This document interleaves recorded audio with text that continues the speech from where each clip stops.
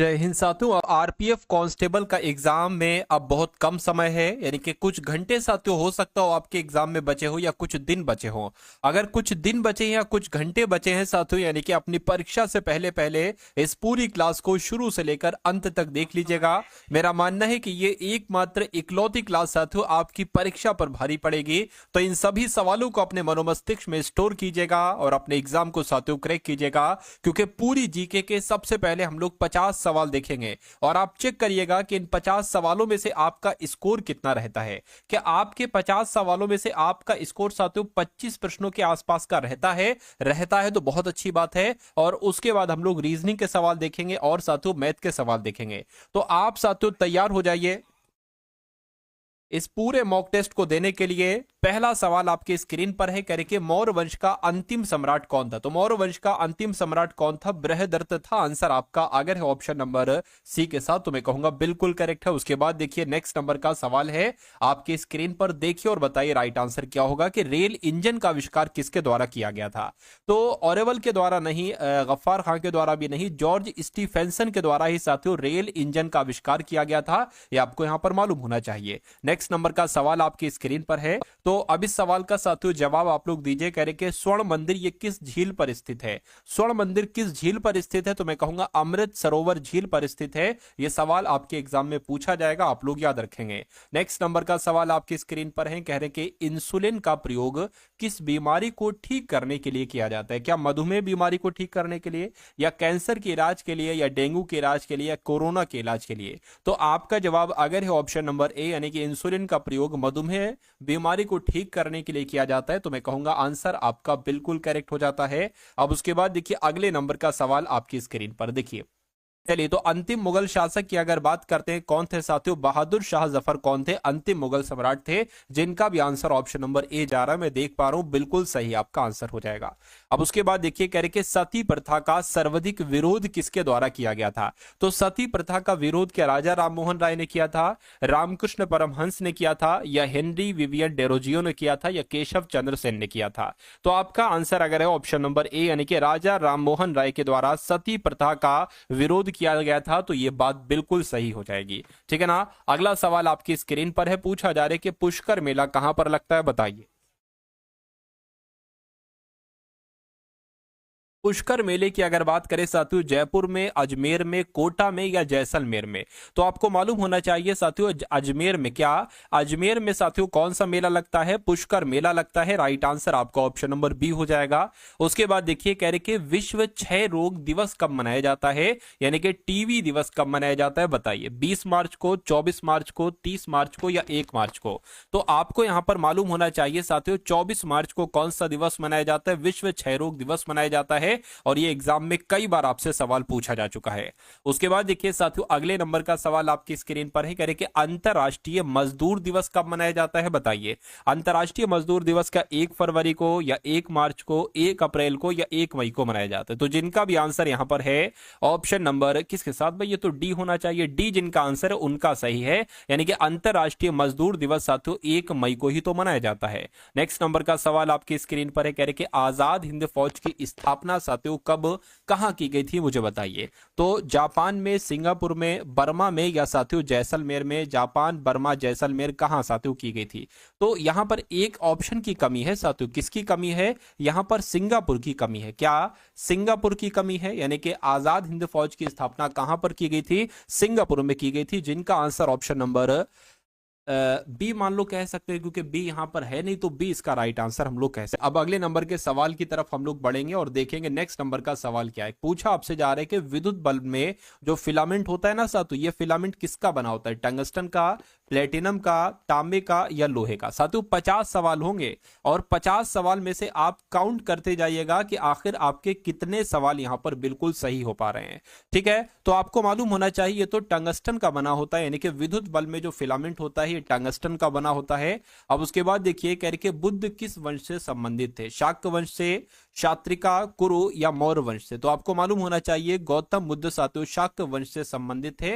Answer आपका option number A होगा। अगला सवाल देखिए कह रहे कि भारत में जो रेल का आरंभ किया गया था ना, ये साथियों आपको बताना है कब किया गया था। फटाफट देखिए, आपको नैनो सेकंड में आंसर देना है। अगर आप वाकई में साथियों आरपीएफ कांस्टेबल एग्जाम को साथियों क्रैक करना चाहते हैं, पास करना चाहते हैं, जो 2024 वाला आपका पेपर, 2025 वाला आपका पेपर है, तो साथियों आपके लिए दो प्रकार की पीडीएफ तैयार की गई है। एक तो साथियों आपको आरपीएफ कांस्टेबल के पिछले पेपर के सॉल्यूशन दिए जाएंगे, ठीक है ना। उसके अलावा आपको जैसा इस बार पेपर आएगा ना, वैसे आपको 10 पेपर दिए जा रहे हैं साथियों, हल सहित सॉल्यूशन के साथ। मैं कहूंगा इन दोनों पेपर को साथियों आप लोग पढ़ लीजिएगा और एग्जाम देने चले जाइएगा। उसके अलावा तीसरी पीडीएफ आपको दी जा रही, इंपॉर्टेंट क्वेश्चन साथियों, करंट अफेयर के इंपॉर्टेंट क्वेश्चंस की तीसरी पीडीएफ आपको दी जा रही है। तीनों पीडीएफ आपको सिर्फ और सिर्फ 45 रुपीज में दी जा रही है। डिस्क्रिप्शन में लिंक है, वहां से जाकर आप इस पीडीएफ को प्राप्त कर लीजिएगा। तो साथियों मेरा मानना है कि अगर आप इन तीनों को पीडीएफ को देख लेते हैं, पढ़ लेते हैं, इनके रीजनिंग के मैथ के कॉन्सेप्ट को अच्छे तरीके से पढ़ लेते हैं, तो सभी रीजनिंग और मैथ के सवाल साथियों आपको इसी पीडीएफ में से देखने को मिलेंगे, क्योंकि इस पीडीएफ में साथियों हर एक चीज कवर है, हर एक चीज। चलिए अब बात करते साथियों इस सवाल की। तो भारत में रेल का आरंभ तो कब किया गया था साथियों, बताने की कोशिश कीजिए। चलिए, तो 1853 में किया गया था, यहां पर 1853 यहां पर होना चाहिए था। नेक्स्ट नंबर का सवाल आपकी स्क्रीन पर करके, शास्त्रीय संगीत कहां से लिया गया है बताइए। तो शास्त्रीय संगीत साथियों कहां से लिया गया है, ये तो कौन से वेद से लिया गया है, ये सामवेद से लिया गया है, ठीक है, सामवेद से लिया गया है शास्त्रीय संगीत, ये आपको मालूम होना चाहिए, क्वेश्चन इंपॉर्टेंट था। उसके बाद देखिए अगला सवाल है करके, बुलंद दरवाजे का निर्माण किसके द्वारा करवाया गया था, अकबर के द्वारा, जहांगीर के द्वारा, शाहजहां के द्वारा या औरंगजेब के द्वारा। तो बुलंद दरवाजे का निर्माण तो साथियों अकबर ने करवाया था। किसके द्वारा करवाया गया था, अकबर के द्वारा करवाया गया था साथियों बुलंद दरवाजे का निर्माण। साथियों वीडियो को लाइक नहीं किया भाई, इसी बात से मैं नाराज होता हूं कि वीडियो को आप लाइक नहीं करते हैं। तो वीडियो का लाइक वाला बटन एक बार दबा दो और बता दो इस सवाल का जवाब क्या होगा। शांति निकेतन की स्थापना किसने की थी बताइए। तो सुरेंद्र नाथ बनर्जी ने, देवेंद्र नाथ टैगोर ने, रविन्द्रनाथ टैगोर ने या दादा भाई नौरोजी ने। तो आपको मालूम होना चाहिए साथियों शांति निकेतन की स्थापना किसके द्वारा की गई थी। शांति निकेतन की स्थापना तो रविन्द्रनाथ टैगोर के द्वारा की गई थी। किसके द्वारा साथियों, रविन्द्रनाथ टैगोर के द्वारा की गई थी। उसके बाद देखिए अगला सवाल आपकी स्क्रीन पर है करके, जलियांवाला बाग ये कहां पर स्थित है बताइए। तो जलियांवाला बाग कहां पर स्थित है, चंडीगढ़ में स्थित है, मैं कहूंगा नहीं, अंबाला में भी नहीं स्थित है और जालंधर में भी नहीं स्थित है। जलियांवाला बाग कहां था साथियों, ये आपको मालूम होना चाहिए, अमृतसर में है। उसके बाद देखिए करके, अजंता चित्रकारी किस काल से संबंधित है। अजंता चित्रकारी साथियों ये मौर्य काल से तो नहीं है, लेकिन ये गुप्त काल से संबंधित है। क्या अजंता चित्रकारी साथियों ये गुप्त काल से संबंधित है, आपको मालूम होना चाहिए। उसके बाद देखिए अगले नंबर का सवाल आपकी स्क्रीन पर है, अजंता की गुफाएं कहां पर है बताइए। बताने की कोशिश कीजिए। अजंता की गुफाएं महाराष्ट्र में है, बिहार में है, मध्य प्रदेश में है या गुजरात में है। तो अगर आपका जवाब साथियों ऑप्शन नंबर ए है, यानी कि महाराष्ट्र में है, तो आपका जवाब मैं कहूंगा बिल्कुल करेक्ट हो जाएगा भाई, बहुत बढ़िया, वेरी गुड क्लास। अगले नंबर का सवाल आपकी स्क्रीन पर है, कह रहे कि पोंगल किस राज्य का चर्चित पर्व है बताइए। चलिए यहां पे अगर बात करें साथियों, तब आपको मालूम होना चाहिए। देखिए पोंगल की जब हम बात करते हैं ना, पोंगल किस राज्य का चर्चित पर्व है, तो ना तो मध्य प्रदेश का है, ना पंजाब का है, ना हरियाणा का है, ये साथियों तमिलनाडु का है। कहां का है, ये साथियों तमिलनाडु का पर्व है, जिसका नाम है पोंगल पर्व। अगले नंबर का सवाल देखिए, कह रहे कि बौद्ध धर्म के प्रवर्तक कौन थे बताइए। तो बौद्ध धर्म के प्रवर्तक कौन थे साथियों, पार्श्वनाथ थे, ऋषभदेव थे, महावीर स्वामी थे, कौन थे साथियों, गौतम बुद्ध थे। यहां पर गौतम बुद्ध आना चाहिए, आज टाइपिस्ट ने थोड़ी सी गलती कर दी है, ठीक है, गौतम बुद्ध यहां पर लिखा होना चाहिए था और यही फिर हमारा आंसर हो जाता, बौद्ध धर्म के प्रवर्तक, जिनका आंसर ऑप्शन नंबर ए है, तो बिल्कुल करेक्ट है। उसके बाद देखिए साथियों अगला सवाल आपकी स्क्रीन पर है, इस सवाल को देखिए और मुझे बताइए राइट आंसर आपका क्या होगा। कह रहे कि पीसा की मीनार किस देश में स्थित है, मुझे बताइए। पीसा की मीनार कहां पर स्थित साथियों, फटाफट आप लोग कमेंट करके यहां पर मुझे बतला दीजिए। चलिए भाई,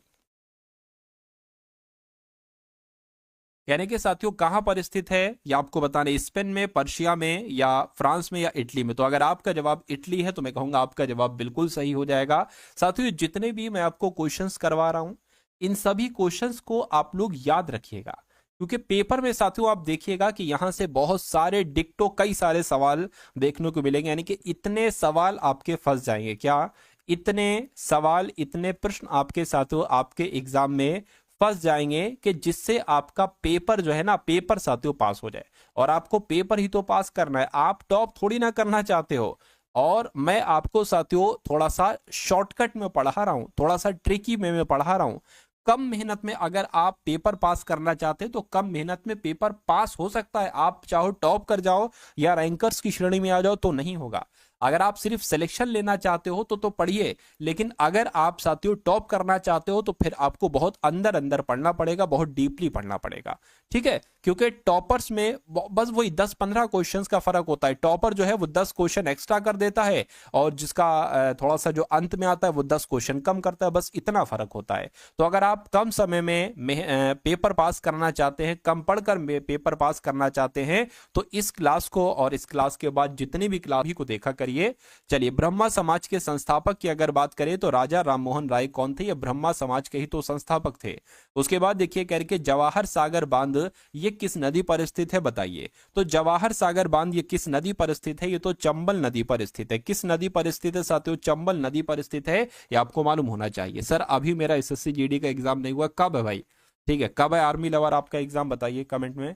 यानी कि लोसांग उत्सव मनाया जाता है तो सिक्किम में मनाया जाता है, तिब्बत में मनाया जाता है, तमिलनाडु में या पंजाब में मनाया जाता है? साथियों फटाफट बताइए, मैं आपके कमेंट में आंसर का इंतजार कर रहा हूं। तो साथियों सिक्किम अगर आपका जवाब है तो आपका जवाब बिल्कुल सही हो जाएगा, क्योंकि लोसांग उत्सव साथियों सिक्किम में ही तो मनाया जाता है। उसके बाद देखिए कहा जा रहा है कि अमृतसर स्थित स्वर्ण मंदिर ये किसने बनवाया था बताइए? अर्जुन देव ने, तेग बहादुर ने, ठीक है, या हरगोविंद ने, या रामदास ने? तो आपका जवाब जो होना चाहिए वो अर्जुन देव के साथ जाना चाहिए, क्योंकि अमृतसर में स्थित स्वर्ण मंदिर ये अर्जुन देव ने ही तो बनवाया था। अगले नंबर का सवाल साथियों आपकी स्क्रीन पर देखिए और बताइए राइट आंसर यहां पर क्या होगा। साथियों मैं आपसे रिक्वेस्ट करूंगा कि एक बार वीडियो को आप लोग शेयर कर दीजिए। जो भी आपके पास ग्रुप्स हैं, जो भी आपके पास आपके मित्रगण हैं, मित्र हैं, दोस्त हैं जिनका पेपर आरपीएफ कांस्टेबल का है, उनको ये वीडियो आप लोग साथियों एक बार शेयर कर दीजिए। चलिए, तो बिहार के शोक की अगर बात करें कि बिहार का शोक किस नदी को कहा जाता है बताइए? भागीरथी को कहा जाता है, कोसी नदी को कहा जाता है, गंडक नदी को, या गोमती नदी को? तो आपका जवाब साथियों यहां पर कोसी नदी होना चाहिए, यानी कि कोसी नदी को ही बिहार का शोक कहा जाता है। अगला सवाल आपकी स्क्रीन पर है साथियों, देखिए और मुझे बताइए कि आपका राइट आंसर साथियों यहां पर किस ऑप्शन के साथ जा सकता है बताइए। तो अगर बात करें दक्षिण भारत से उत्तर भारत में भक्ति आंदोलन किसने चलाया था? तो साथियों रामानंद के द्वारा चलाया गया था। यानी कि दक्षिण भारत से उत्तर भारत में भक्ति आंदोलन रामानंद के द्वारा ही तो चलाया गया था। उसके बाद देखिए साथियों अगला सवाल आपकी स्क्रीन पर है, क्या आपसे पूछा जा रहा है देखिए और बताइए राइट आंसर क्या होगा। कह रहे कि किसके शासनकाल में राजकीय धर्म इस्लाम समाप्त हुआ था? यानी कि जो आपका राजकीय धर्म इस्लाम था ये समाप्त हुआ था। तो मैं कहूंगा किसके शासनकाल की बात चल रही है? अकबर के शासनकाल की बात चल रही है। उसके बाद देखिए अगला सवाल कह रहे कि खालसा पंथ की स्थापना किसके द्वारा की गई थी? तो खालसा पंथ की स्थापना गुरु नानक के द्वारा, गुरु अर्जुन देव के द्वारा, रामदास के द्वारा, या गुरु गोविंद सिंह के द्वारा? तो मैं कहूंगा गुरु गोविंद सिंह के द्वारा ही साथियों खालसा पंथ की स्थापना की गई थी। सही जवाब अगर आपका है ऑप्शन नंबर डी तो बिल्कुल करेक्ट है। नेक्स्ट नंबर का सवाल आपकी स्क्रीन पर देखिए और बताइए सही जवाब आपका साथियों क्या होगा बताइए। तो महात्मा गांधी की साथियों हत्या किसके द्वारा की गई थी बताइए एक बार? महात्मा गांधी जी की हत्या किसके द्वारा की गई थी? तो नाथूराम गोडसे के द्वारा ही महात्मा गांधी जी की हत्या की गई थी, यह भी आपको मालूम होना चाहिए। अगला सवाल आपकी स्क्रीन पर कह रहे भारत के राष्ट्रीय गान के रचयिता कौन है? तो भारत के राष्ट्रीय गान के रचयिता साथियों रविन्द्रनाथ टैगोर हैं। कौन है साथियों? रविन्द्रनाथ टैगोर ही भारत के राष्ट्रीय गान के रचयिता हैं। अगला देखिए कह रहे सबसे बड़ा महाकाव्य इनमें से कौन सा है बताइए? तो सबसे बड़ा महाकाव्य कौन सा है? महाभारत जो है ना, महाभारत यही तो साथियों सबसे बड़ा महाकाव्य है। राइट आंसर आपका ऑप्शन नंबर ए के साथ जाएगा। उसके बाद देखिए अगला सवाल कह रहे कि विश्व टीवी दिवस कब मनाया जाता है? तो विश्व टीवी दिवस की अगर बात करें कि ये कब मनाया जाता है तो ये 24 मार्च को मनाया जाता है। हर साल 24 मार्च को साथियों विश्व टीवी दिवस मनाया जाता है। अगले नंबर का सवाल आपकी स्क्रीन पर कह रहे कि भारत के राष्ट्रीय गीत के रचयिता कौन है बताइए? तो भारत के राष्ट्रीय गीत के रचयिता साथियों कौन है? बंकिम चंद्र चटर्जी ही भारत के राष्ट्रीय गीत के रचयिता हैं। सही जवाब आपका ऑप्शन नंबर बी हो जाएगा। साथियों यहां पर हम लोग पूरे के पूरे 50 सवाल देखेंगे और उसके बाद रीजनिंग शुरू होगी और मैच शुरू होगी, तो थोड़ा सा वेट आप लोग कर लीजिए। कहने कि गोवा की स्वीकृत राजभाषा कौन सी है? तो गोवा में तो साथियों राजभाषा के रूप में कोंकणी बोली जाती है। क्या कोंकणी बोली जाती है? 10 दिसंबर को कौन सा दिवस मनाया जाता है बताइए? विश्व स्वास्थ्य दिवस नहीं, संयुक्त राष्ट्र दिवस नहीं, विश्व रेड क्रॉस दिवस नहीं साथियों, मानव अधिकार दिवस कब मनाया जाता है? 10 दिसंबर को ही तो मानव अधिकार दिवस मनाया जाता है। उसके बाद देखिए साथियों नेक्स्ट नंबर का सवाल आपकी स्क्रीन पर है। देखिए सवाल को और मुझे बताइए आंसर आपका क्या होगा। पूछा आपसे जा रहा है कि स्वतंत्र भारत के राष्ट्रीय ध्वज का डिजाइन निम्नलिखित में से किसने बनाया था? तो किसने बनाया था? इनका नाम है पिंगली वेंकैया, और पिंगली वेंकैया के द्वारा ही स्वतंत्र भारत के राष्ट्रीय ध्वज का डिजाइन बनाया गया था। आंसर आपका डी के साथ जाएगा। रविन्द्रनाथ टैगोर को किस वर्ष नोबेल पुरस्कार से प्रदान किया गया था? तो साथियों इनको कब दिया गया था ये आपसे कुल मिला के पूछा जा रहा है। फटाफट साथियों मुझे आप लोग यहां पर बता दीजिए। चलिए, रविन्द्रनाथ टैगोर को किस वर्ष नोबेल पुरस्कार प्रदान किया गया था? चलिए, तो अगर आपका जवाब साथियों 1913 है तो मैं कहूंगा आपका जवाब यहां पर बिल्कुल करेक्ट हो जाएगा भाई, बहुत बढ़िया, वेरी गुड क्लास। उसके बाद देखिए साथियों अगला सवाल आपकी स्क्रीन पर है, कह रहे कि लोक चित्रकला की मधुबनी शैली, क्या लोक चित्रकला की मधुबनी शैली भारत के किस राज्य में प्रचलित है? तो ये तो साथियों बिहार में प्रचलित है, यानी कि जो मधुबनी शैली चित्रकला है ये कहां पर की जाती है? ये बिहार में की जाती है, ये आपको मालूम होना चाहिए। उसके बाद देखिए कह रहे कि कौन सा मुगल शासक चित्रकारों का सबसे बड़ा संरक्षक था? तो अकबर, जहांगीर, शाहजहां या औरंगजेब? आपका जवाब जो होना चाहिए वो जहांगीर के साथ जाना चाहिए, क्योंकि जहांगीर ये चित्रकारों का सबसे बड़ा संरक्षक था। आंसर आपका बी को होना चाहिए। उसके बाद देखिए कह रहे कि संघ शासित प्रदेश यानी कि लक्षद्वीप की भाषा कौन सी है? तो लक्षद्वीप की भाषा साथियों कौन सी है? मलयालम है। कौन सी है साथियों? मलयालम है। राइट आंसर आपका ऑप्शन नंबर सी के साथ जाएगा। उसके बाद देखिए अगले नंबर का सवाल साथियों आपकी स्क्रीन पर, बस 10 क्वेश्चन और उसके बाद हम लोग रीजनिंग और मैथ के सवालों की तरफ साथियों बढ़ेंगे। चलिए भाई, तो यहां पर अगर बात करें भारत का राष्ट्रीय खेल क्या है बताइए? क्रिकेट है, हॉकी है, कबड्डी है या शतरंज है? देखिए अगर साथियों ये सवाल आ जाए तो आपको हॉकी लगा देना है, क्योंकि इनमें से कोई नहीं तो ऐसा करके है नहीं, तो हॉकी लगा के आगे बढ़ जाना है आपको। नोबेल पुरस्कार कब प्रारंभ किया गया था? तो नोबेल पुरस्कार भाई साहब कब शुरू किया गया था? 1901 में ही नोबेल पुरस्कार प्रारंभ किया गया था। राइट आंसर जिनका ऑप्शन नंबर ए के साथ है बिल्कुल करेक्ट है। आई एम न्यू स्टूडेंट भाई, बहुत बढ़िया, निशु कुमारी कह रही है आई एम न्यू स्टूडेंट।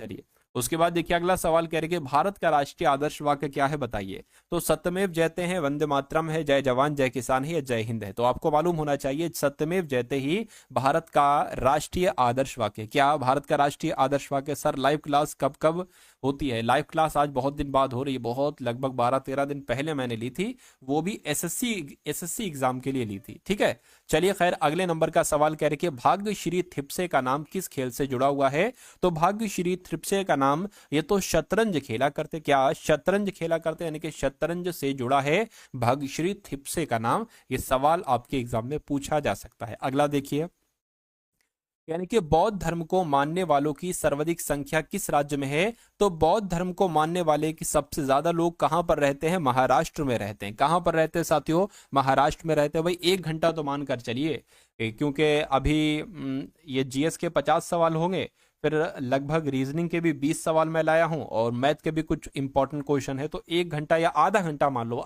पौन घंटा मान लो, 45 मिनट तो मानकर चलो। चलो ठीक है, तो थोड़ा सा आप लोग समय दे दीजिए अपने एग्जाम को, क्योंकि अब समय आप बहुत अधिक नहीं बचा है। अगला देखिए करके खो खो में कितने खिलाड़ी एक टीम में होते हैं? तो खो खो में साथियों 9 खिलाड़ी एक टीम में होते हैं।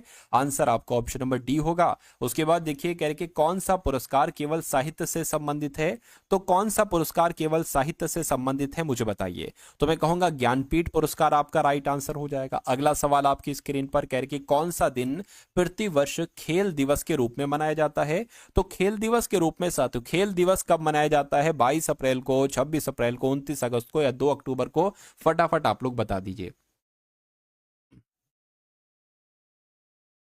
चलिए, क्या आपका साथियों राइट आंसर हो सकता है? एक बार कमेंट में आप लोग यहां पर बता दीजिए कि आपका राइट आंसर हो सकता है। तो अगर आपका जवाब साथियों 29 अगस्त है तो मैं कहूंगा आपका जवाब यहां पर बिल्कुल करेक्ट हो जाएगा भाई, बहुत बढ़िया, वेरी गुड क्लास। तो ये लीजिए साथियों जिसका आपको इंतजार था, यानी कि अगर आप साथियों रीजनिंग के माहिर हैं, आप सोचते हैं कि रीजनिंग में आपका स्कोर अच्छा जाएगा, तो इन रीजनिंग के साथियों 20 सवाल लगभग लगभग 20 क्वेश्चन में लाया हूं, और इन रीजनिंग के 20 सवालों में से साथियों 15 क्वेश्चन आपको बिल्कुल सही करना है। कितने क्वेश्चन साथियों? 15 क्वेश्चन आप कोशिश करिए कि बिल्कुल आपके सही हो जाए। चलिए, तो पहला सवाल रीजनिंग का है। कहा जा रहा है कि निम्नलिखित श्रृंखला में, ये जो श्रृंखला आपको दिखाई दे रही है ना, यानी कि इसमें ऐसे कितने सात हैं जिनके ठीक पहले 6 है परंतु बाद में 8 नहीं, यानी कि पहले 6 होना चाहिए, फिर 7 होना चाहिए, लेकिन उसके बाद 8 नहीं होना चाहिए। तो साथियों देखिए, 6 यहां पर है लेकिन 7 नहीं है, 6 यहां पर है 7 है लेकिन 8 है, तो ये हम नहीं काउंट करेंगे।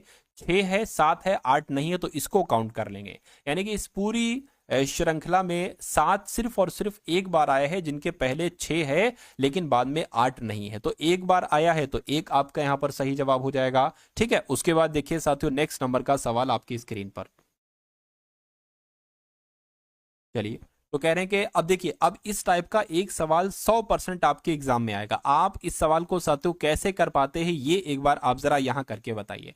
अगर आपके एग्जाम में ऐसा सवाल आ जाए तो इसको करने का एक तरीका होता है साथियों, देखिए इनको सबको काउंट करना है, खाली जगह को भी, अल्फाबेट्स को भी। 1 2 3 4 5 6 7 8 9 10 11 12 13 14 15 16, यानी कि 16 साथियों हैं, तो मैं कहूंगा 4 का पेयर बनना चाहिए। ठीक है, अब देखिए 4 का पेयर आप कैसे बनाएंगे साथियों, मैं आपको बता देता हूं। देखिए 1 2 3 4 ये अलग हो गया, और 1 2 3 4 ये अलग हो गया, और 1 2 3 4 ये अलग हो गया, 1 2 3 4 ये अलग हो गया। आप देखोगे बीच में ए बी आ रहा है, ए बी यहां पर भी है, ए बी यहां पर भी है, तो ए बी यहां पर भी हमने कर दिया, और ए बी यहां पर भी हमने कर दिया। अब क्या हो गया साथियों, ए A B A, A A B ए, तो यहां पर ए आ जाएगा, ए ए बी ए हो गया, यहां पर भी ए ए बी ए हो जाएगा, और यहां पर भी ए ए बी ए हो जाएगा। अगला काम आपको करना है कि आपको देखना है आपने अपने पेन से क्या क्या लिखा हुआ है, वही आंसर होगा आपका। ए बी आपने लिखा है, ए बी लिखा है आपने, फिर ए ए लिखा है आपने, फिर ए ए लिखा है। आपको देखना है कि ये कहां पर लिखा हुआ है, ए बी और ए, ऐसा ऑप्शन नंबर ए में लिखा हुआ है। तो इस प्रकार अगर आपका जवाब साथियों ऑप्शन नंबर ए के साथ है, तो मैं कहूंगा आंसर आपका बिल्कुल करेक्ट भाई, बहुत बढ़िया, वेरी गुड क्लास। चलिए, अब उसके बाद देख लीजिए साथियों, नेक्स्ट नंबर का सवाल आपकी स्क्रीन पर है। इस सवाल को देखिए और मुझे बताइए कि आपका राइट आंसर यहां पर साथियों किस ऑप्शन के साथ जा सकता है। देखिए क्या कहा जा रहा है, कह रहे कि कौन सी संख्या, इसको ये आपको क्लियर दिख रहा है? हाँ, दिख तो क्लियर रहा है। अगर नहीं दिख रहा है तो थोड़ा 360 पिक्सल में कर लीजिए, अच्छा दिखेगा आपको। यानी कि तीनों ज्यामिति, कौन सी संख्या तीनों ज्यामिति आकृतियों में साझी है। अब देखिए यहां पर अगर बात करें, ये त्रिभुज में भी वो संख्या होनी चाहिए, आयत में भी वो संख्या होनी चाहिए, और सर्किल में भी वो संख्या होना चाहिए। तो मुझे सिर्फ और सिर्फ 6 एक ऐसी संख्या दिख रही है जो त्रिभुज में भी है, जो आयत में भी है, और जो सर्किल में भी है। तो 6 एक ऐसी संख्या है, तो साथियों 6 आपका यहां पर बिल्कुल करेक्ट आंसर हो जाएगा। ठीक है ना। चलिए, नेक्स्ट नंबर का सवाल साथियों आप लोग यहां पर देखेंगे, क्या होगा इस सवाल का सही जवाब, एक बार देखकर मुझे बताइए। चलिए, तो कहा जा रहा है साथियों, क्या कहा जा रहा है, कह रहे कि देखिए अब यहां पर अगर बात करें 6 है, 4 है, 9 है और 15 है। अगर हम इस वाले ऑप्शन को सही माने तो हमें ये सारी चीजें साथियों रखना होंगी, जैसे कि गुणा हो गया, ठीक है, गुणा हो गया, और यहां पर बराबर हो गया, माइनस हो गया। अब देखिए 6 चौक 24 हो जाएगा, बराबर 9 में से 15 जाएगा तो 24 नहीं आएगा, यानी कि ये लॉजिक हमारा बेकार हो गया। कहने का मतलब है ये वाला ऑप्शन राइट आंसर नहीं हो सकता। अब इस वाले को ट्राई कीजिए, गुणा माइनस लिखा है, गुणा माइनस और बराबर लिखा है। अगर ये वाला पार्ट और ये वाला पार्ट बराबर आ जाता है तो ये हमारा आंसर हो जाएगा, वरना फिर हम किसी और को देखेंगे। देखिए 6 चौक 24 हो गया, 24 में से 9 जाएगा, 15 हो गया। तो 24 में से 9 जाएगा तो 15 ही तो बचता है, तो 15 बराबर 15 हो गया, यानी कि हमारा सही जवाब जो हो गया इस सवाल का वो ऑप्शन नंबर बी हो गया। ठीक है, तो जिनका भी आंसर ऑप्शन नंबर बी है, तो मैं कहूंगा आंसर आपका बिल्कुल करेक्ट हो जाएगा भाई, बहुत बढ़िया, वेरी गुड क्लास। क्या पूछ रहे हैं भाई सर, प्लीज बता दीजिए क्या पूछ रहे हैं आप, सवाल पूछिए, आप क्या पूछ रहे हैं।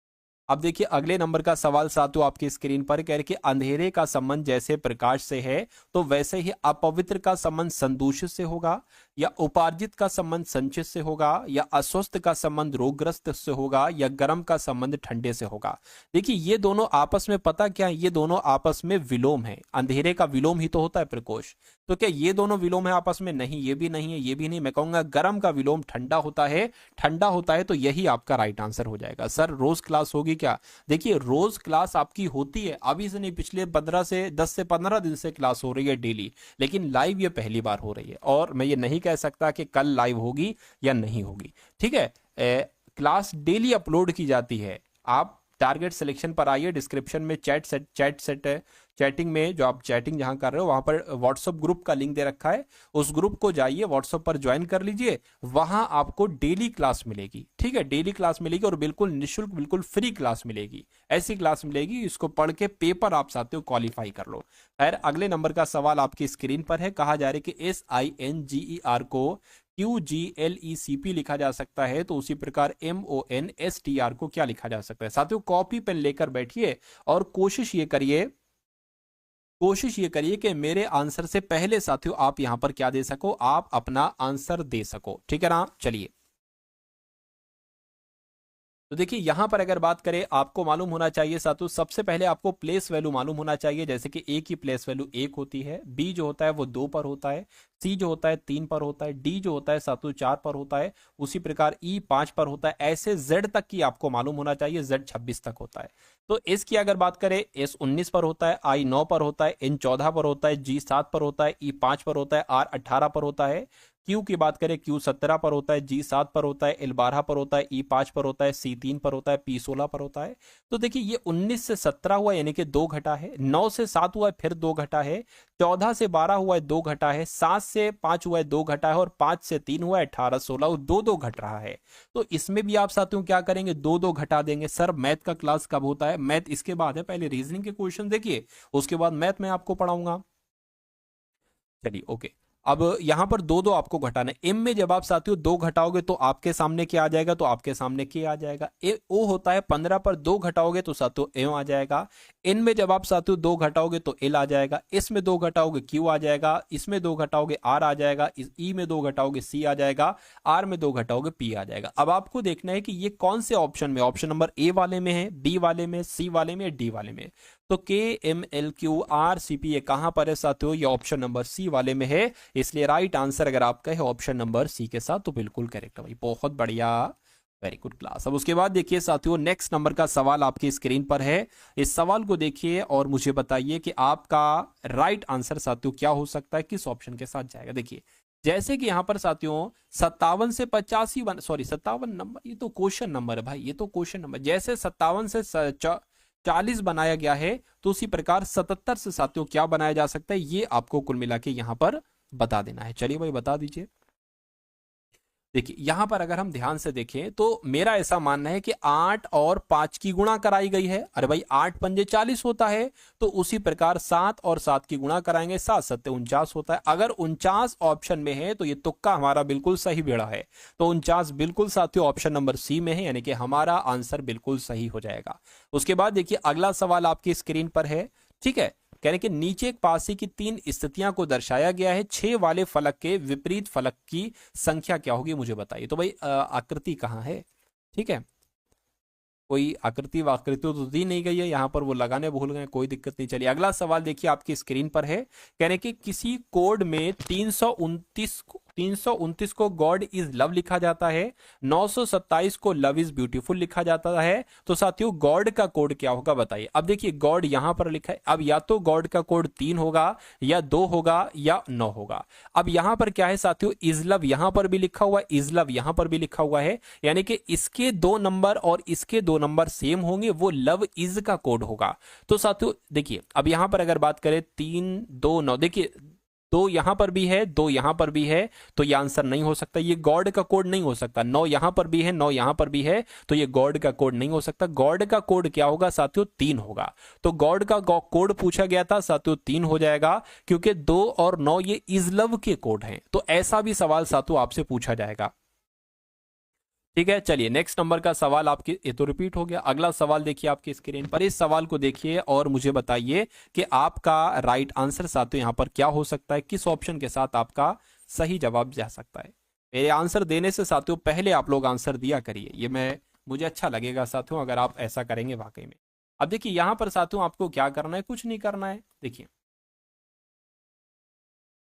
कहने के साथियों 6 है, उसके बाद 15 है, उसके बाद 10 है, उसके बाद 3 आ गया है और फिर 12 आ गया है। अगर हम ऑप्शन नंबर ए को सही माने, ठीक है, तो यहां पर हमें क्या लिखना पड़ेगा, हमें भाग लिखना पड़ेगा, हमें प्लस लिखना पड़ेगा, हमें बराबर और गुणा लिखना पड़ेगा।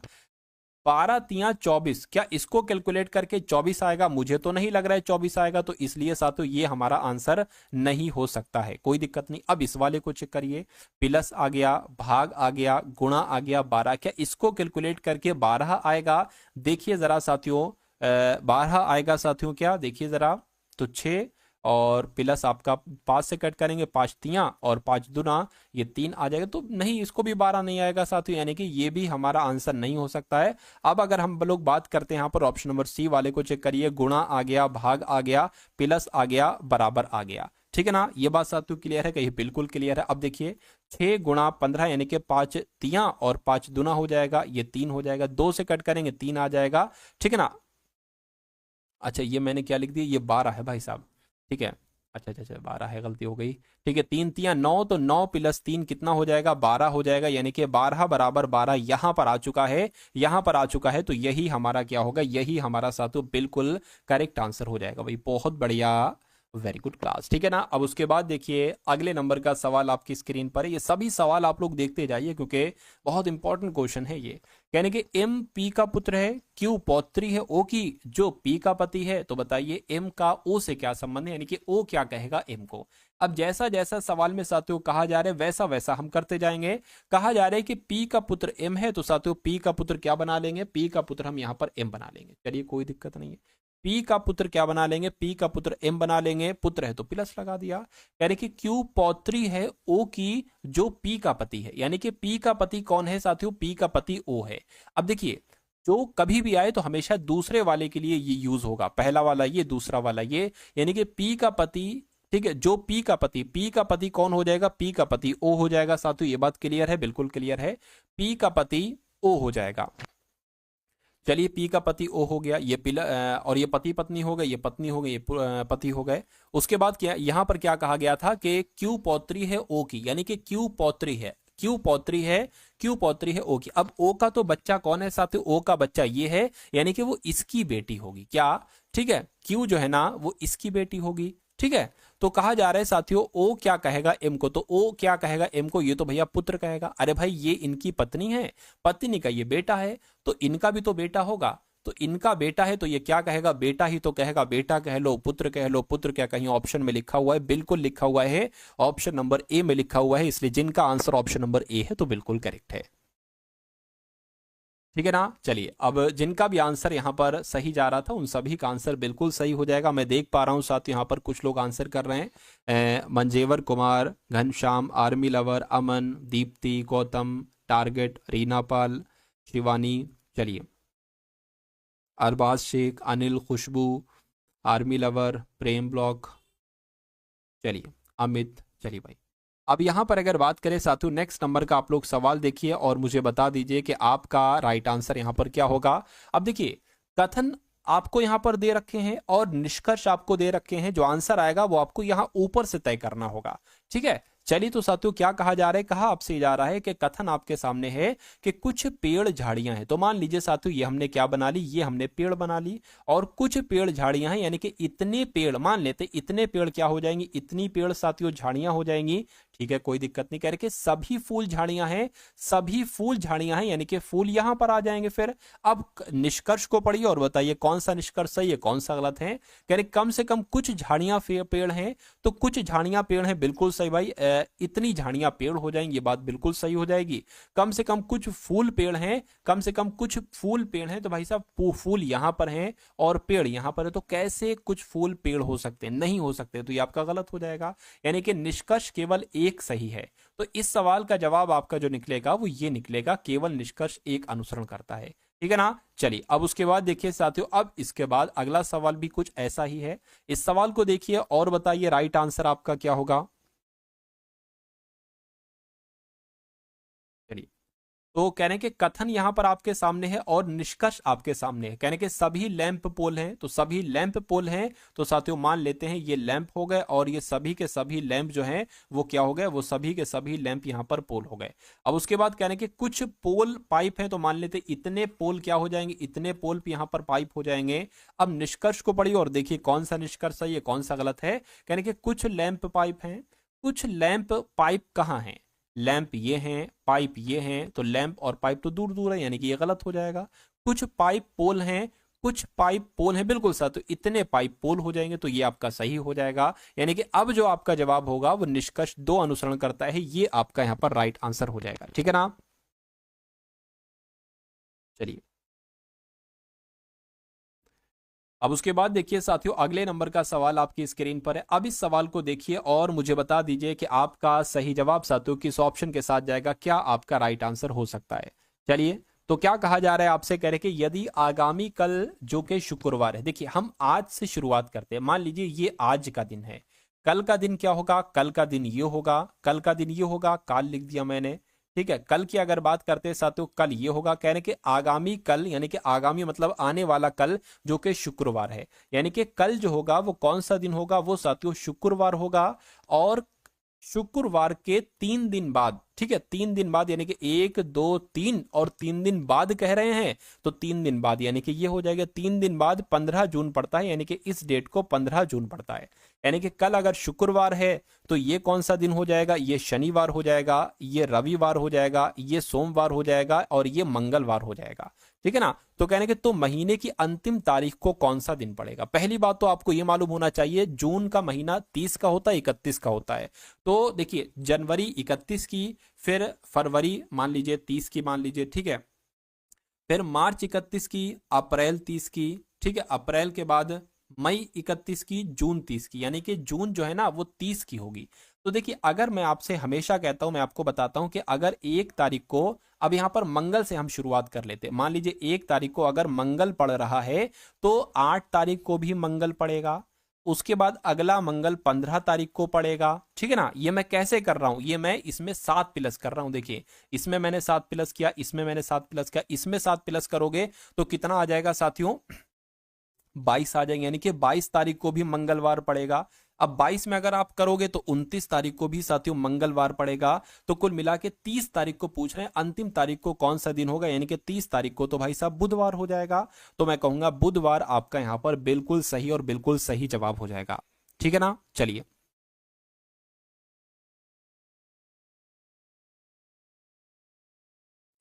चलिए तो ये सभी की समझ में आ गया है, अगर ये साथियों सभी की समझ में आ गया है तो बहुत अच्छी बात है। चलिए अब साथियों नेक्स्ट नंबर का सवाल हम लोग यहाँ पर देख लेंगे, इस सवाल को देखिए और साथियों मुझे आप लोग बता दीजिए कि आपका राइट आंसर यहाँ पर साथियों किस ऑप्शन के साथ जाएगा, क्या आपका राइट आंसर होगा।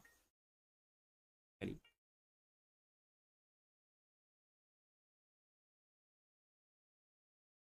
अगर कोई दिक्कत किसी को लग रही है, ठीक है, तो आप लोग मुझे बता दीजिए। अगर आपकी समझ में नहीं आया है कोई सवाल कोई भी चीज, तो आप लोग मुझे बता दीजिए, मैं आपको बता दूंगा।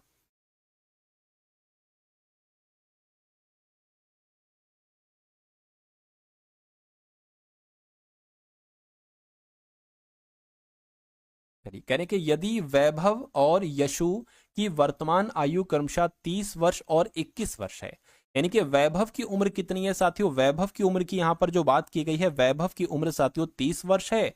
और किसकी बात चल रही है, और यशु की अगर बात करें तो यशु की उम्र साथियों कितनी है, 21 वर्ष है।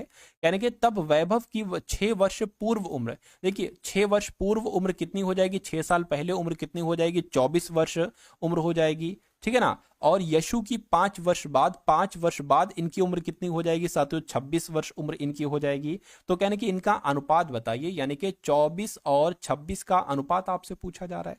तो 2 से कट करेंगे, 2 एकम 2, 2 दूना 4, 2 से कट करेंगे, 2 एकम 2, 2 3 6, यानी कि 12:13 निकलेगा। तो 12:13 कौन से ऑप्शन में, ऑप्शन नंबर बी वाले में है। ठीक है ना। चलिए, अब उसके बाद देखिए साथियों अगले नंबर का सवाल है आपकी स्क्रीन पर।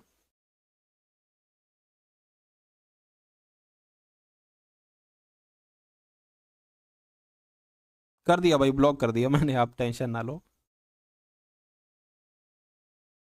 चलिए, नेक्स्ट नंबर का सवाल देखिए आपकी स्क्रीन पर है। ये क्या कह रहे हैं, कह रहे हैं नीचे दिए गए चित्र का अध्ययन करके उस भाग को पहचानिए जो कि शिक्षित ग्रामीणों को दर्शाता है। अब यहां पर थोड़ी सी दिक्कत कर दी है टाइपिस्ट ने। जो मेरे हिसाब से जो पहले वाला सवाल था उसमें साथियों कुछ ऐसे करके कुछ पूछा जा रहा था कि भैया 6 का विपरीत क्या होगा, या किसी भी चीज का, या 5 का विपरीत आपसे पूछा जा रहा होगा।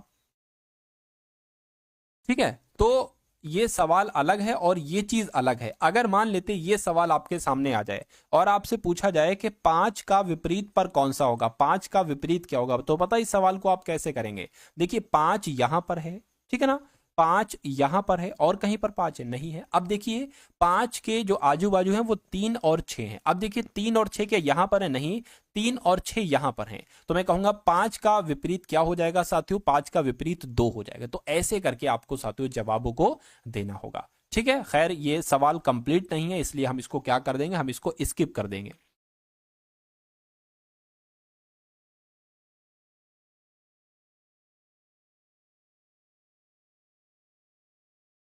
क्या हुआ अमन भैया, बोलो, परेशान कर रहा है अभिषेक भैया। अब तो भाई किसी का मैसेज नहीं आ रहा है गलत। ठीक है, अब आप लोग ध्यान दीजिए भाई, पढ़ाई पे ध्यान दीजिए। अब आप लोग पढ़ाई पर ध्यान दीजिए भाई।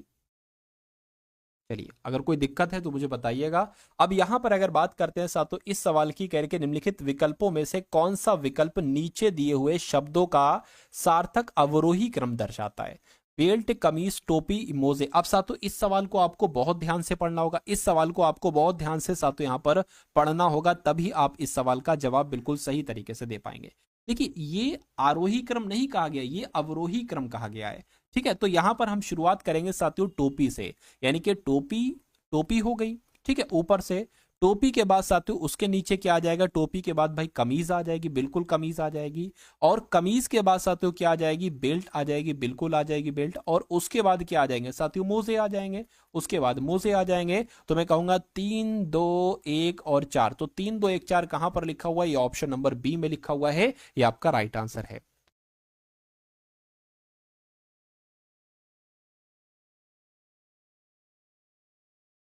अमन भैया तो अब ब्लॉक हो गए हैं। ठीक है, अगर कोई गलत मैसेज करेगा, फिर आप आ गए लो एक लोग, अगर कोई गलत मैसेज करेगा तो मैं यहाँ से 1 सेकंड में उसको ब्लॉक कर दूंगा। आप पढ़ाई पे ध्यान दीजिए, ठीक है, जो सवाल मैं आपको करवा रहा हूँ आप उस पर ध्यान दीजिए। आप कमेंट पर थोड़ा कम ध्यान दीजिए। ठीक है, और मैं यहाँ से लगातार कमेंट को देख रहा हूँ, कोई दिक्कत कोई परेशानी मुझे लगेगी मैं खुद उसको मैनेज कर दूंगा। 1 सेकंड लगता है ब्लॉक करने में। ठीक है, फिर वो दूसरों की पढ़ाई डिस्टर्ब कर रहा है, तो वो पढ़ भी नहीं पाएगा। ठीक है, वो पढ़ भी नहीं पाएगा, वो इस चैनल को देख भी नहीं पाएगा। चलिए अब का बात करते हैं, कह रहे कि निम्नलिखित विकल्पों में से वह शब्द चुनिए जो दिए गए शब्दों के अक्षरों को प्रयोग करके नहीं बनाया जा सकता। यानी कि जो यहां पर जितने लेटर्स हैं, और अगर इसकी बात करें, क्या यहां पर आपको ये लेटर्स मिलेंगे, देखिए जरा COAT लिखा है, तो CO और A और T, यानी कि ये वाला तो मिल रहा है, ये आंसर नहीं होगा। इसमें पूछा जा रहा है कौन सा नहीं बन सकता। स्पॉट की अगर बात करें तो S ये हो गया, PO ये हो गया, T ये हो गया, यानी कि ये वाला भी बन सकता है। POL की अगर बात करें तो PO ये हो गया, L ये हो गया, E कहां पर, E यहां पर नहीं है। मैं कहूंगा ये वाला वर्ड नहीं बन सकता, नहीं बन सकता साथियों, तो यही आपका राइट आंसर हो जाएगा। चलिए, अब उसके बाद देख लीजिए साथियों, नेक्स्ट नंबर का सवाल आपकी स्क्रीन पर है। इस सवाल को साथियों देखिए और फटाफट आप लोग मुझे बता दीजिए कि आपका इस सवाल का राइट आंसर क्या होगा। इसमें एक छोटा सा कॉन्सेप्ट है, बहुत अधिक कठिन नहीं है, बहुत आसान सा है। बस आपके ऊपर डिपेंड करता है कि क्या आप उसका आंसर दे सकते हो या नहीं दे सकते हो, बताइए मुझे। चलिए भाई, बहुत आसान सा सवाल है सातु। देखिए 5 × 7 × 3 से क्या बनाया गया है, 357 बनाया गया। 8 × 4 × 2 से क्या बनाया गया, 284 बनाया गया। तो 6 × 1 × 8 से क्या बनाया जाएगा, मुझे बताइए। कि आपको नहीं दिख रहा कि इन तीनों नंबर से ही तो ये नंबर्स बनाए गए हैं, इन तीनों नंबर से ये नंबर्स बनाए गए, तो इन तीनों नंबर से ये नंबर बनेगा। कैसे बनेगा, देखिए 3 5 7 है, तो ये 3 5 7 है। ये 2 8 4 है, तो 2 8 4 है। तो इसको करेंगे तो पहले ये लिखेंगे, फिर ये लिखेंगे, और फिर ये लिख देंगे, यानी कि 861 के ऑप्शन में है। 861 ऑप्शन नंबर डी वाले में है। तो आपका आंसर अगर है ऑप्शन नंबर डी के साथ, तो बिल्कुल करेक्ट है।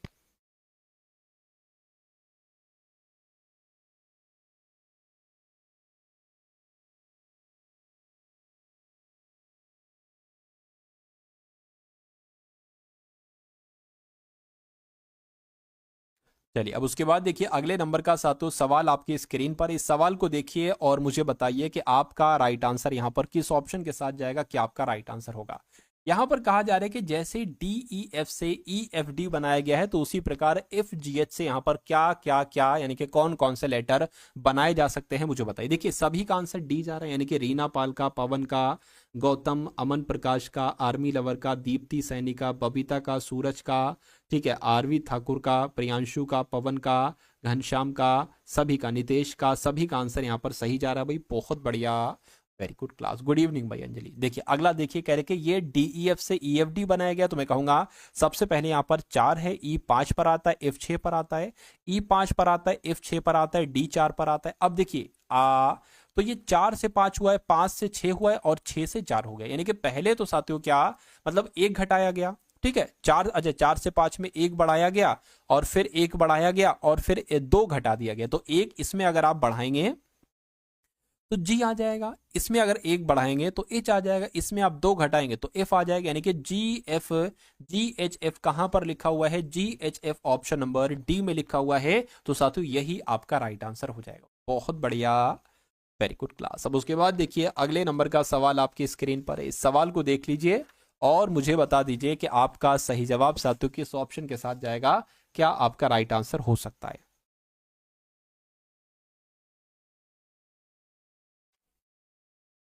चलिए भाई, तो कह रहे हैं कि जैसे 225 से 256 यहां पर बनाया गया है, 225 से 256 जैसे बनाया गया है, वैसे 289 से यहां पर क्या बनाया जा सकता है, कुल मिला के आपको बताना है।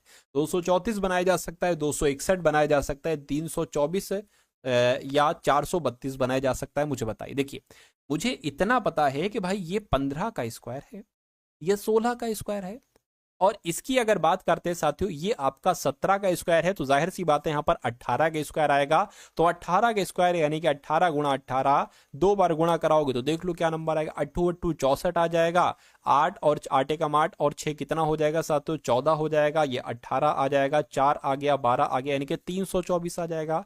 क्या यहाँ पर 324 आएगा? अगर ऑप्शन में 324 है तो हाँ यहाँ पर 324 ही आएगा, और बिल्कुल साथियों 324 ही यहाँ पर है।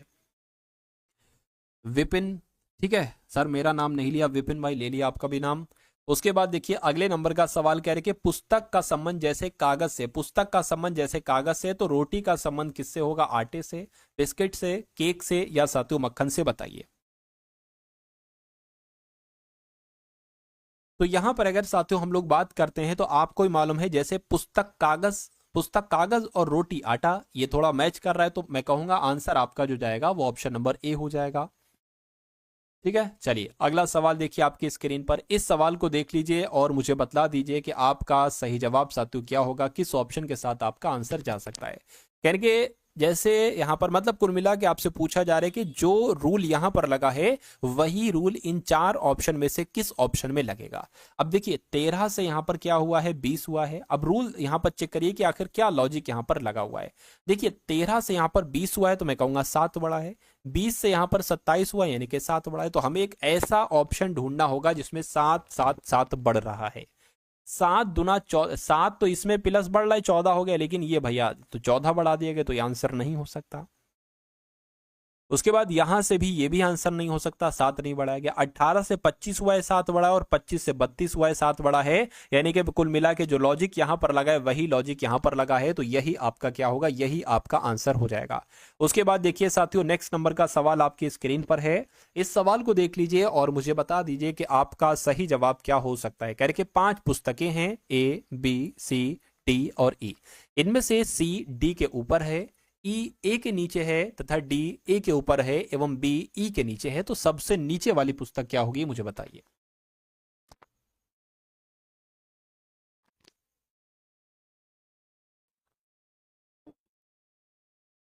जैसा सवाल में कहा जा रहा है वैसा वैसा हम करते जाएंगे, बाकी हमें और कुछ नहीं करना है। कह रहे कि सी डी के नीचे है, तो भैया आप क्या कर दो, आप सी डी के नीचे कर दो, यानी कि मान लीजिए सी ये हो गई, तो सी मतलब डी के नीचे, डी के अच्छा सॉरी सॉरी डी के ऊपर क्या है, डी के ऊपर सी है, तो मान लीजिए डी यहां पर होगी, डी के ऊपर हमने सी कर दिया, कोई दिक्कत, कोई दिक्कत नहीं।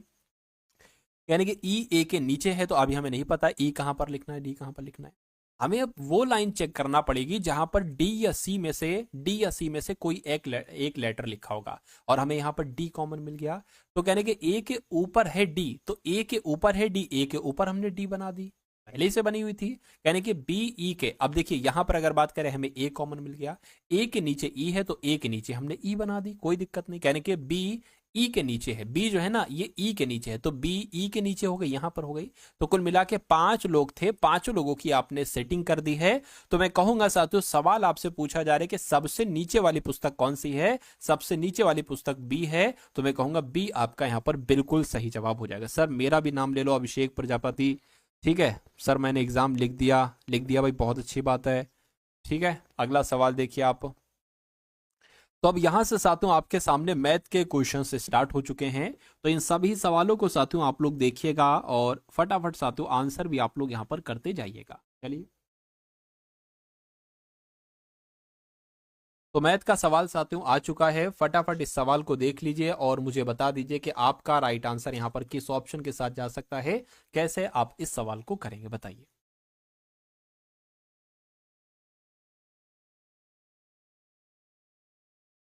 देखिए, अगर यहां पर बात करें, कहा जा रहा है कि एक गांव की जनसंख्या कितनी है, 25,000 है। उनमें से 1/5, क्या साथियों 1/5 स्त्रियां हैं और शेष पुरुष हैं। उनमें से 5% पुरुष और 40% स्त्रियां अशिक्षित हैं, तो कुल शिक्षित लोगों का प्रतिशत कितना है। अब देखिए, आप अंत तक ना देखिए, आप देखिए पहली लाइन में क्या लिखा हुआ है। यानी कि कुल मिला के जनसंख्या जो है ना वो 25,000 है, 25,000 है, और 1/5 स्त्रियां। ठीक है, क्या लिखा, उनमें से 1/5 स्त्रियां, यानी कि 25,000 में से अगर 1/5 स्त्रियां हैं, तो मैं जरा देख लेता हूं कितनी स्त्रियां, 5 से कम 5 और 5 पंजे 25, यानी कि 5,000 स्त्रियां हैं। तो स्त्रियां कितनी हो गई साथियों, स्त्रियां कितनी हो गई, स्त्रियां शायद स्त्रियां हो गई साथियों 5,000। तो कुल मिला के जब साथियों यहां पर 25,000 कुल मिला के पुरुष और स्त्रियां हैं, तो स्त्रियां जब 5,000 निकली हैं, तो जाहिर सी बात है पुरुष कितने होंगे, 20,000 होंगे। पुरुष कितने होंगे साथियों, 20,000 होंगे, ये बात बिल्कुल क्लियर है। अच्छा, उसके बाद कह रहे हैं कि उनमें से 5% पुरुष, और मतलब इसके 5% पुरुष अशिक्षित हैं, पढ़े लिखे नहीं है। ठीक है, और 40% स्त्रियां पढ़ी लिखी नहीं है, अशिक्षित हैं। तो कुल शिक्षित लोगों का प्रतिशत क्या होगा। देखिए, कहा गया है कि 5% पुरुष अशिक्षित हैं, तो हमें अशिक्षित लोगों की कुल संख्या थोड़ी ना निकालना है, हमें तो शिक्षित लोगों की कुल संख्या निकालना है। यानी कि अगर 5% पुरुष अशिक्षित हैं, तो मैं कहूंगा 95% पुरुष शिक्षित होंगे, हमें यही तो निकालना है। उसके बाद कहने के स्त्रियों की अगर बात करें, तो कहने के 40% स्त्रियां अशिक्षित हैं, तो शिक्षित कितनी हुई, 60% शिक्षित हुई। तो ये निकालिए, वो थोड़ी ना निकालोगे। तो साथियों 2 जीरो से ये 2 जीरो कैंसिल हो जाएंगे, 6 पंजे 30 हो जाएंगे, यानी कि 3,000 यहां पर आ जाएगा। तो मैं कहूंगा कितनी शिक्षित स्त्रियां हैं, तो 3,000 शिक्षित स्त्रियां हैं। और कितने शिक्षित पुरुष हैं, तो 2 जीरो से 2 जीरो कैंसिल हो गए। 95 दुना कितने हो जाएंगे साथियों, 95 दुना 190 हो जाएंगे, और 2 जीरो यहां पर लग जाएंगे। ठीक है, ये बात साथियों क्लियर है। हाँ, 1 जीरो और लग जाएगा, यानी कि 19,000 पुरुष जो हैं वो शिक्षित हैं। तो कुल मिला के आपसे कहा जा रहा था कि कुल मिला के कितने शिक्षित लोग हैं, तो 19,000, 3,000, यानी कि कुल मिला के अगर बात करें 19, 20, 21, 22,000 लोग जो है ना वो शिक्षित हैं। 25,000 लोगों में से 22,000 लोग शिक्षित हैं। तो कह रहे हैं कि शिक्षित लोगों का प्रतिशत ज्ञात कीजिए। तो जब भी किसी को प्रतिशत में बदला जाता है, तो 100 से गुणा किया जाता है, और नीचे आपका क्या आ जाएगा, यानी कि नीचे आपकी संख्या से इसकी वो कराएंगे। तो नीचे साथियों जो 25,000 है उससे इसकी भाग करा देंगे, 25,000 यहां पर आ जाएंगे। 2 जीरो से ये जीरो, 1 जीरो से ये जीरो, तो इसको कैंसिल कर रहे हैं। 5 पंजे 25 हो जाएगा, 5 चौक 20 हो जाएगा, 2 जाएगा, 5 चौक 20, जीरो आ जाएगा। 5 से अगर कट करोगे, 5 अट्ठे 40 और 5 अट्ठे 40, यानी कि 88% शिक्षित लोगों का प्रतिशत है। तो 88% साथियों यहां पर आपका बिल्कुल सही जवाब हो जाएगा। ठीक है, तो जिनका भी आंसर, जो लोग भी साथियों यहां पर हैं ऑप्शन नंबर किसके साथ, ऑप्शन नंबर बी के साथ, तो उन सभी का आंसर बिल्कुल करेक्ट हो जाएगा। ये समझ में आ गया पूरी तरीके से आपका ये सवाल साथियों, समझ में आ गया। अगर समझ में आ गया तो बहुत अच्छी बात है। अब उसके बाद देख लीजिए, नेक्स्ट नंबर का सवाल आपकी स्क्रीन पर है। इस सवाल को साथियों देखिए और मुझे बताइए कि आपका रियल आंसर यानी कि राइट आंसर क्या हो सकता है। इस सवाल में क्या, इस सवाल में कुछ नहीं, बस आपको बहुत ध्यान से इस सवाल को देखते जाना है और साथ ही यहां पर करते जाना है। कहा जा रहा है कि 5 मीटर लंबी, 3 मीटर ऊंची और 20 सेंटीमीटर मोटाई वाली एक दीवार को बनाने में 25 गुणा 12.5 गुणा 7.5 सेंटीमीटर आकार की कितनी ईंटों की आवश्यकता होगी। कभी भी अगर ऐसा सवाल आए तो आप क्या करेंगे, आप रख देंगे इन नंबर्स को ऊपर और इन नंबर्स को नीचे रख देंगे और दोनों की भाग करा देंगे और आपको नंबर मालूम पड़ जाएगा। अरे ये कितने बजे क्लास होती है सोनू? 8 बजे भाई, आज तो क्लास थी। देखिए अभी मैं आपको एक एक चीज समझा रहा हूं ना, इसलिए थोड़ा टाइम लग रहा है। जब आप इन सवालों की प्रैक्टिस हो जाएगी तो आप बहुत आराम से हो जाएगा। और अगर मैं इसको तेजी में करूँ ना कि मुझे समझाना ना पड़े, तो 50 सेकंड का ये सवाल है, 50 सेकंड में बहुत आराम से हो जाएगा। ठीक है, मैं आपको समझा रहा हूं, एक एक चीज समझा रहा हूं, इसलिए थोड़ा इसमें समय लग रहा है। अब इस सवाल की अगर बात करें, देखिए यहां पर साथियों अगर हम बात करते हैं 5 मीटर कहा गया है। क्या कहा गया है साथियों? यहां पर अगर बात करें 5 मीटर का, बहुत ध्यान से इस सवाल को आप लोग यहां पर देखिएगा। तो 5 मीटर कहा गया है, 5 मीटर लिख लिया। 3 मीटर कहा गया है, 3 मीटर लिख लिया। 20 सेंटीमीटर कहा गया है, तो 20 सेंटीमीटर को भी मीटर में बदलो, तो इसलिए साथियों यहाँ 100 से हम क्या कर देंगे। ठीक, अब ये मीटर में हो गया, अब ये सेंटीमीटर में मीटर में हो गया, तो 20 बटे क्या हो जाएगा 100, ये अब मीटर में हो गया। अब बटे में क्या है साथियों, इसको लगा लीजिए। बटे में जब आप इसको लगाएंगे तो ये सेंटीमीटर में है, अभी इसको मीटर में बदलेंगे तो 25/100 मीटर में बदल गया। 12.5, ठीक है, 12.5/100 ये मीटर में बदल गया, और 7.5/100 ये मीटर में बदल गया। ये बात क्लियर है? कहिए बिल्कुल क्लियर है। अब यहां पर अगर साथियों हम लोग बात करें, देखिए अब जो जो कट रहा है ना उसको आप कट कर लीजिए। जैसे कि 25 से कम 25, 25 चौक यहां पर आ जाएगा। ठीक, और अगर इसको आप कट करोगे, या एक काम करो अभी कट ना करो, अभी ये जो आ गया इसको यहीं रहने दो। अब देखिए 5 तियां कितना हो जाएगा 15, ठीक है ना, और 15 दुना कितना हो जाएगा 30, यानी कि 300 तो साथियों यहां पर आ जाएगा, और बटे क्या आ जाएगा, बटे आपका 100 आ जाएगा। अब नीचे ये वाला भाग यहां पर आ गया है, ये क्या आ जाएगा साथियों 12.5 गुणा 7.5 यहां पर आ जाएगा। भाग क्या आ जाएगा साथियों 4 गुणा 100, और गुणा यहां पर 100 आ जाएगा। ये बात क्लियर है? कहिए बिल्कुल क्लियर है। अब उसके बाद यहां पर हम लोग देख लेते हैं, इसको मैं हटा देता हूं। देखिए यहां पर अगर हम लोग बात करें, अब देखिए ये बड़ा वाला भाग है। ठीक है, ये बड़ा वाला भाग है, तो अगर यहां पर 300 हो गया और बटे यहां पर 100 हो गया, और ये हम गुणा लगा लें, तो वैसे तो ये ऊपर यहां पर 12.5 गुणा 7.5 लिखना चाहिए, नीचे 4 गुणा 100 लिखना चाहिए, लेकिन हमने गुणा कर दिया है, तो साथियों यहां पर हम 100 4 गुणा 100 गुणा 100 लिखेंगे। ठीक है, 4 गुणा 100 गुणा 100 लिखेंगे, और नीचे क्या लिखेंगे 12.5, साढ़े बारह और 7.5 यहां पर हम लोग लिखेंगे। ठीक है, अब इसको आप कैलकुलेट करा लीजिए, कोई दिक्कत कोई परेशानी आपको यहां पर महसूस नहीं होगी। चलिए, तो इन 2 जीरो से आपका ये 2 जीरो कैंसिल हो जाएंगे। अब देखिए इस पॉइंट को हटाया 0 बढ़ाया, इस पॉइंट को हटाया हमने 0 बढ़ाया यहां पर। ठीक है ना, अब देखिए अगर बात करें, अब देखिए इसको अगर हम कट करें 25 तियां से, 25 तियां इसको पूरा हटाई दो, इसको कट करेंगे तो 25 चौक हो जाएगा। ठीक, अब अगर साथियों यहां पर हम लोग बात करें, इसको अगर कट करें तो 25 पंजे, और इसको अगर कट करें तो 25 चौक हो गया यहां पर। ये बात क्लियर है? इस 3 से अच्छा ये 3 कैंसिल हो जाएगा, इस 3 से ये 3। अब ऊपर क्या बचा है, ऊपर 4 गुणा 4 गुणा 400 बचा है, और नीचे क्या बचा है साथियों 5 बचा है। इसको अगर कट करेंगे तो 5 अट्ठे 40 हो जाएगा। अब 4 चौक 16 हो गया, 4 चौक 16 हो गया, और 80 यहां पर आ जाएगा। ये बात क्लियर है? बस साथियों सवाल आपका यहां पर हो चुका है। ठीक है, आपको क्या कर देना, 80 की गुणा, क्या साथियों 80 की गुणा 80 की गुणा आपको 16 से कर देनी है, तो 16 अट्ठे 128 होते हैं, जीरो लगा दीजिए, तो 1280 आपका यहां पर साथियों बिल्कुल करेक्ट आंसर आ जाएगा। सर मेरा नाम अमीशा है। चलिए बहुत अच्छी बात है। मिलजुल जा रहा है, क्या कहना समझ नहीं आ रहा है सर, शॉर्टकट में बताइए। देखिए इसको ऐसे ही आप करेंगे, जब आप इसको 3 बार, मेरी एक बात मानिए, जब आप इस सवाल को अपनी कॉपी पे लिख कर 3 बार प्रैक्टिस जब आप कर लेंगे ना, तो ये 50 सेकंड से ज्यादा का सवाल नहीं है, 50-55 सेकंड से ज्यादा। ठीक है, चलिए तो आप अगले नंबर का सवाल देखिए, क्योंकि देखिए कुछ सवाल आपके एग्जाम में, कुछ मैथ के ऐसे सवाल आएंगे जिसमें 90 सेकंड तक लगेंगे, लेकिन कुछ सवाल ऐसे होंगे जिसमें 45 सेकंड लग जाएंगे। ठीक है, तो कोई दिक्कत नहीं है, कोई लंबा सवाल होगा तो उसमें ज्यादा लगेगा, ये थोड़ी ना कहना है कि भाई इसमें ज्यादा सवाल क्यों लग रहा है। एक सवाल के लिए कोई आदर्श समय नहीं है, वो 30 सेकंड में भी हो सकता है, 40-50 सेकंड में भी, 1.5 सेकंड में भी हो सकता है। ठीक है, तो 45 सेकंड वाला भी सवाल होगा, 90 सेकंड वाला भी सवाल होगा। ठीक है, चलिए खैर अगले नंबर का सवाल आप लोग देखिए, इस सवाल को देखिए और मुझे बताइए राइट आंसर आपका यहां पर क्या हो सकता है। कह रहे कि 2 नालियां हैं, ए है और बी है, एक टंकी को क्रमशः 6 घंटे और 4 घंटे में भरती हैं। यानी कि ए एक नाली है, ये क्या, ये 6 घंटे में भर देती है, और बी एक दूसरी नाली है, ये 4 घंटे में उसको भरती है। ठीक है, दो नलियां हैं, अच्छा नालियां नहीं नलियां हैं। यानी कि यदि उन्हें हर घंटे के बाद बारी बारी से खोला जाता है और नली 4 घंटे को पहले खोल दिया जाए, क्या लिखा हुआ है, नली ए लिखा है साथियों, ये ए लिखा है, ए लिखा है, ठीक है। नली ए को पहले खोल दिया जाए तो टंकी भरने में कितना समय लगेगा, हमें सबसे पहले, हाँ बिल्कुल दोबारा देख सकते हैं, जैसे ही क्लास एंड हो जाएगी तो ये आपको यूट्यूब पर ही मिल जाएगी, टारगेट सिलेक्शन चैनल पर ही ये क्लास आपको मिल जाएगी, लाइव वाले सेक्शन में मिलेगी।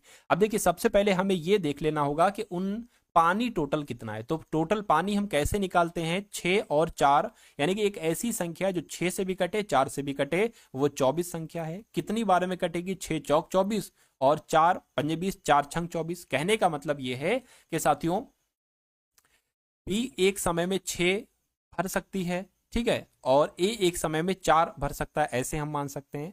तो कहने के पहले अगर ए से शुरू किया जाए और बारी बारी से खोला जाए तो ये 24 कुल मिला के 24 लीटर जो पानी है कितने समय में भरेगा, 24 लीटर मान लीजिए पानी है।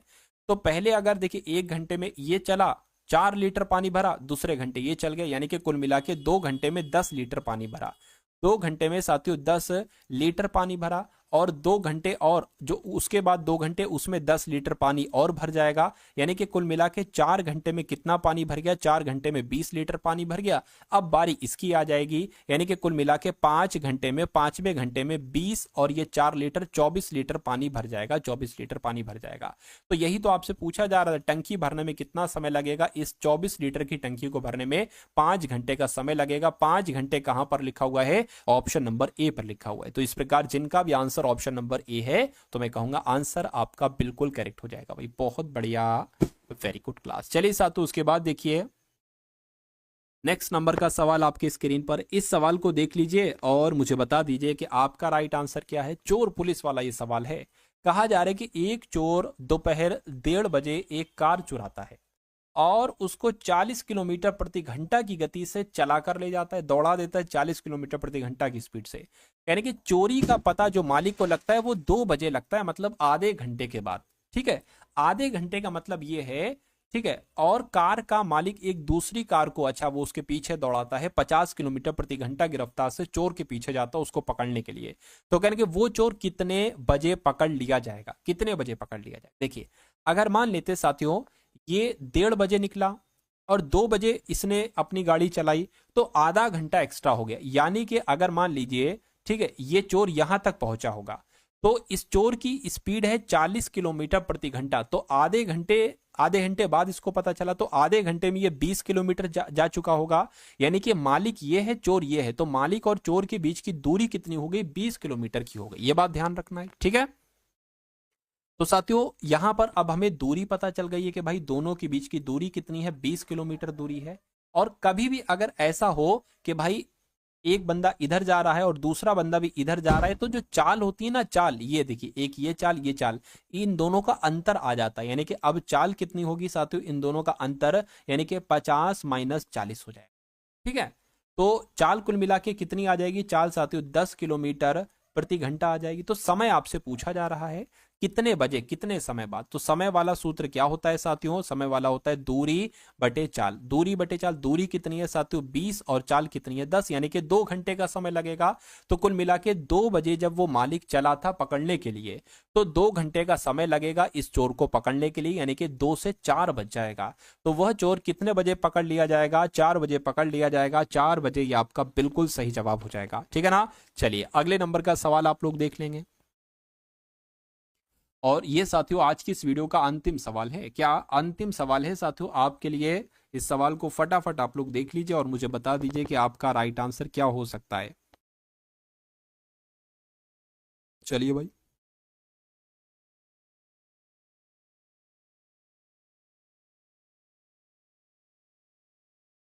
देखिए तो कह रहे हैं कि 864 रुपए को ए बी सी में इस प्रकार बांटा जाता है कि ए के हिस्से का 8 गुना, बी के हिस्से का 12 गुना और सी के हिस्से का 6 गुना तद अनुसार बी को कितना हिस्सा मिलेगा। अब देखिए कभी भी अगर ऐसा सवाल पूछा जाए कि टोटल धनराशि इतनी है और ए के हिस्से का साथियों 8 गुना, ठीक है, और बी के हिस्से का कितना साथियों, बी के हिस्से का 12 गुना, ठीक है, और सी के हिस्से का कितना साथियों, सी के हिस्से का 6 गुना, ठीक है, तो ये सब बराबर बराबर है। अब आप एक काम करिएगा साथियों कि जो नंबर्स लिखे हुए इनका एलसीएम ज्ञात कर लीजिएगा, 8 का, 12 का और 6 का एलसीएम ज्ञात कर लीजिए। ठीक, इस टाइप का सवाल आएगा तो ऐसे आप करोगे हमेशा। देखिए 2 से कट करेंगे, 2 चौक 8, 2 छंग 12, 2 तियां आ गया। फिर से 2 से कट करोगे, 2 दूना, 2 तियां और 3 आ गया। 2 से कट करोगे तो ये कट हो जाएगा, 3 से कट करोगे तो ये और ये कट हो जाएगा। 2 दूना 4, 4 दूना 8, 8 तियां 24, यानी कि अब इस सब की 24 से भाग करा दीजिए आप, इन सब की 24 से भाग करा दीजिए तो पता क्या, इनका अनुपात आपको मालूम पड़ जाएगा, ए का, बी का, सी का अनुपात मालूम पड़ जाएगा। 6 कम 6, 6 चौक 24, यानी कि 4 आ गया। 12 कम 12, 12 दूना 24, 8 कम 8, 8 तियां 24। तो कुल मिला के साथियों ए और बी और सी का अनुपात इतना है, ठीक है ना, यानी कि ए को अगर 3 मिलता है तो बी को 2 मिलेगा और सी को 4 मिलेगा। तो कुल मिला के धनराशि इतनी है, तो बी का तो आप बहुत आराम से निकाल देंगे। बी को कितना मिल रहा है साथियों, 2 मिल रहा है। कुल मिला के धनराशि कितनी है, 864 है। नीचे क्या आ जाता है, नीचे इन सब का योग आ जाएगा। कितना योग है साथियों, 4, 6 और 9, यानी कि 9 योग है। इसको भाग कर लीजिए, आपको बी का हिस्सा कितना मिल जाएगा, 9 एकम 9, 9 नी 81 हो जाएगा। 5 जाएगा 54 हो गया, 9 पंजे 45, 9 छंग 54 हो गया। 96 दुना साथियों कितना हो जाएगा, 96 दुना अगर बात करें तो 96 की गुणा 2 से करा लीजिए, 6 दुना 12 हो गया, 9 दो 18, 19, यानी कि 192 हो जाएगा।